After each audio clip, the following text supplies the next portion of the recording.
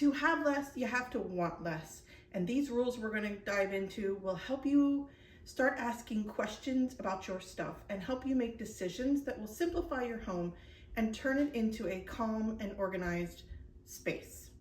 Rules that are in place to help you live with less, be less busy, and when those rules should be broken. Because I'm a rebel and I'm a rule breaker, and that's why I made this video. Because I like to break every single one of these rules we're going to talk about. I am going to talk about 7 different rules that I thought of, and I'm going to spread it out over 2 videos, and this is part 1. Anytime I say rules, there's some gentle air quotes around that. My name is Erica Lucas. I'm glad you're sharing part of your day with me. I share videos about simple living and ideas and inspiration to help you simplify your home. Okay, so the 1 in, 1 out rule. What is the rule? The rule states when you bring something into your home, you take something out. It's a 1-for-1 exchange.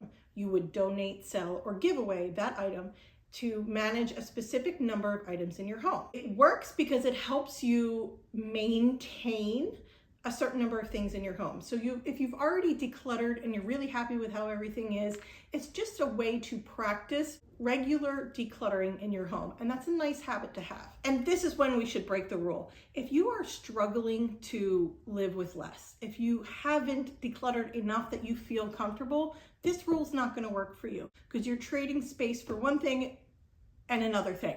You're not actually living with less. Maybe this rule would work for you if you bought a new sweater, you already own 5 sweaters, and it's there to replace a sweater that you just don't wear anymore, you're keeping, it's replacing that item.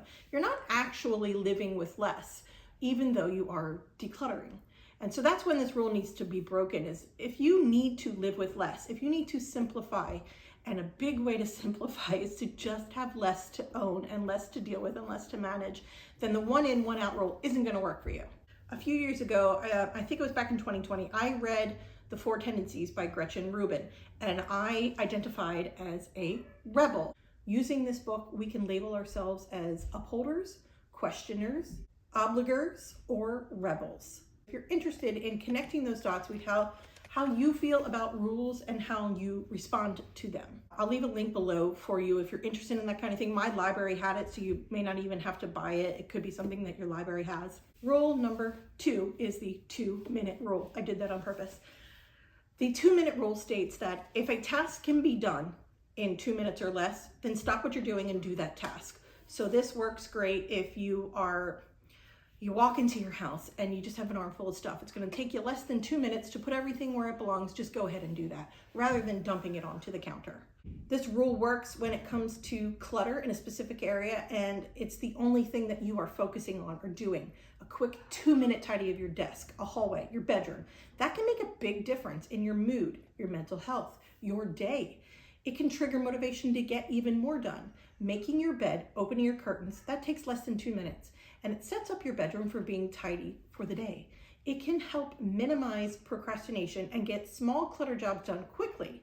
It can also help you build bigger and larger habits. Here's where the rule needs to be broken. Doing something for 2 minutes can actually derail your productivity if you're in the middle of doing something else. Let's say you're tidying your kitchen. You're just putting stuff away off the counters. You want to clear counter space. You're trying to get to a simpler, calmer home, and you know that a clear counter just helps your mood. So you're trying to get there. That's not a 2-minute task. So you're okay, I'm going to do this for 10 or 15 minutes. It's not going to be long. I'm just going to put everything where it belongs, right? So you're doing that, but then you find paperwork that was on the counter that needs to go on your desk. Could you tidy your desk in under 2 minutes? Sure. That's going to derail the productivity of clearing off the kitchen counters. It's a distraction. That's when the 2-minute rule doesn't work when it comes to clutter and putting things away. You don't want to do it if it's going to derail another thing that you're already trying to work on, which is the ultimate task that you actually need done in that moment. Especially if the task you thought would take you 2 minutes and it actually takes you longer, this rule isn't great for dealing with clutter as far as decluttering, organizing, or simplifying your home. Rule number 3 is the 20-20 rule.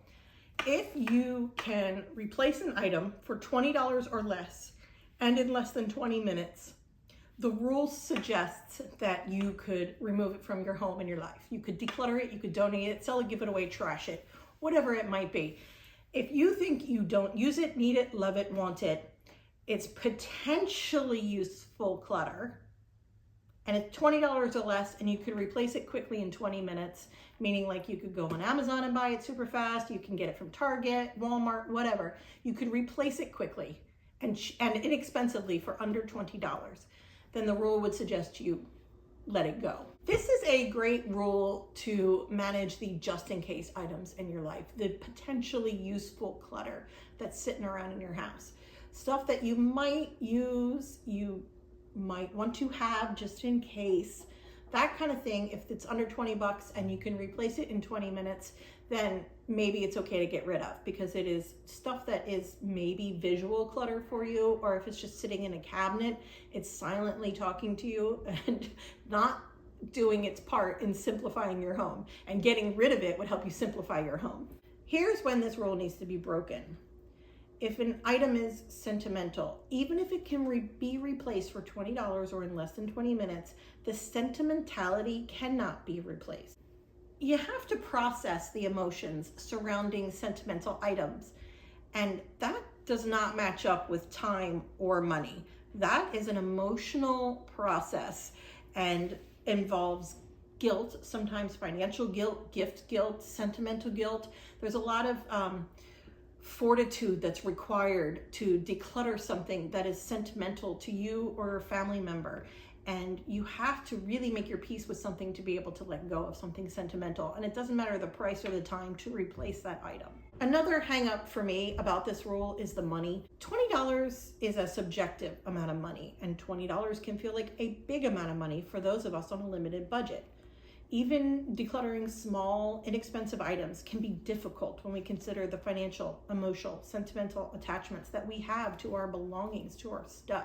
I'm in my 4th year and I still struggle with decluttering things. I recently told a story about letting go of my son's fall coat, and the emotion was the part that I was having an attachment to. It wasn't the coat. Side note, I did go back to the library and the coat was gone. So it made me feel sad and happy at the same time. Happy that someone had taken the coat because they needed it, but also sad that I would never see that coat again. And it was the tug of motherhood, the difficulty of motherhood, and how quickly my children are going. That is the part that was hard for me to acknowledge and process. It wasn't about the coat. It was about the feelings the coat triggered for me when I tried to declutter it. And that sort of detachment that needs to happen to our stuff, it doesn't matter how much something costs or how much time it takes to replace something. A lot of times we have to deal with those emotions to be able to let go of something. But if it's just the just in case items that you're not necessarily attached to emotionally, financially, or sentimentally, then those are probably okay to let go from your life. Rule number 4 is my favorite rule. It's the 90-90 rule. I use this in my closet, in my kitchen, with toys. I use this one pretty frequently. Anytime we change seasons, clothes and stuff, I use this rule. What did we not wear? What didn't fit? What's ready to donate? What can be repurposed to something else? I do it with my cookbooks occasionally, where if I haven't used that cookbook in 3 months, am I really gonna use it in the next 90 days? If not, I let it go. So let's talk about this rule. The 90-90 rule states, if you haven't used it in the past 90 days, or you don't think you're going to use it in the next 90 days, really give deep thought to decluttering it and letting it go and allowing the release of that item to simplify your home. This doesn't apply to seasonal decorations. All my Christmas bins, I couldn't apply the 90-90 rule, so that's where this rule needs to be broken. I can't even apply it to some of my winter gear, like my snow boots, my snow pants, even though I didn't wear it this year because Annapolis did not get any snow at all. But I might wear them next year if we get a bunch of snow. So that's the seasonal stuff that this rule doesn't apply.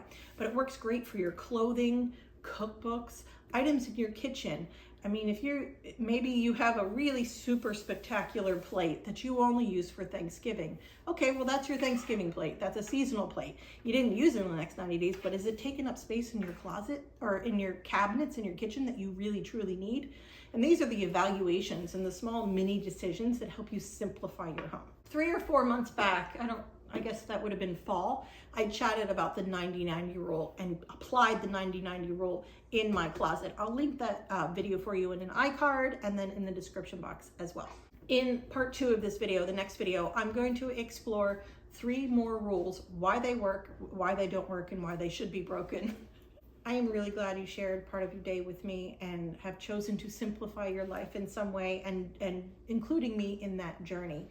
The road to simplifying your home isn't short. It's taken me years to get here, and I'm really honored to be on this side of it and to be sharing anything that might help you. Here's a link to a video that includes a timer trick that I use to manage clutter in our home. And here's a link to the 90-90 video that I applied to my closet a few months ago. I'm really glad you were here today. See you in the next video.